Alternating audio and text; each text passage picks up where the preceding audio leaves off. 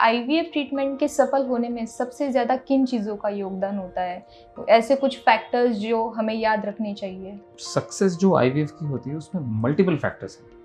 उनमें से एक फैक्टर है पेशेंट फैक्टर, फिर एक है फैसिलिटी फैक्टर, कुछ stress levels. So patient factors में कौन से फैक्टर्स हैं, जैसे पेशेंट की एज कितनी है, दोनों की, हस्बैंड वाइफ दोनों की एज कितनी है,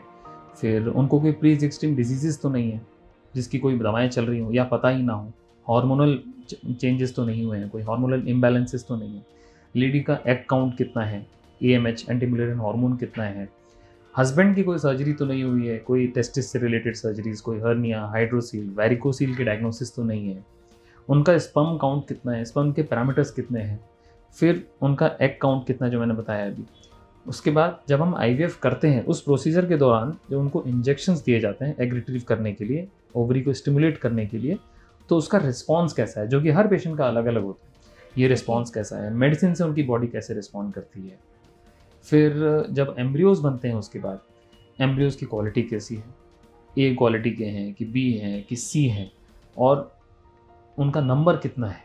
ये भी बहुत ही इंपॉर्टेंट फैक्टर है। फिर जब हम इनको ट्रांसफ़र करते हैं यूट्रस के अंदर या गर्भाशय के अंदर, तो उनकी जो लाइनिंग है, एंडोमेट्रियम लाइनिंग जो बन रही है, उसकी क्वालिटी कैसी है, उसकी थिकनेस कैसी है, उसकी ब्लड सप्लाई कैसी है,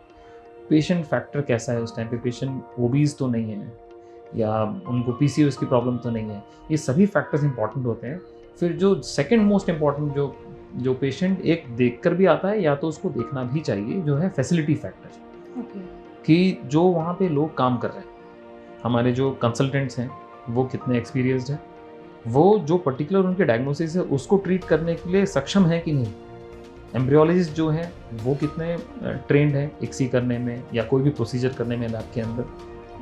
फिर हमारा जो स्टाफ है, बाकी स्टाफ, वो कोलैबोरेटिव स्टाफ है कि नहीं, सब एक साथ मिलजुल के काम करते हैं कि नहीं, हमारी लैब कैसी है, टेस्टिंग जो होती है हमारी वो लैब्स कैसी है, हमारा जो स्टोरेज फैसिलिटी है वो कैसी है, एम्ब्रियोज को जो ट्रांसफ़र करते हैं हम, उसके बाद सेप्टिक जो हमारी ओटी है, ऑपरेशन थिएटर, वो पूरा अच्छे से बनाया गया है कि नहीं,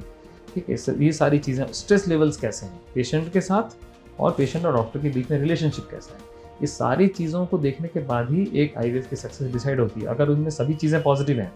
सक्सेस रेट डेफिनेटली हर पेशेंट में ज़्यादा होती है, ठीक है। अदरवाइज इसके बहुत सारे और फैक्टर्स भी हैं जो हम अलग से डिस्कस कर सकते हैं।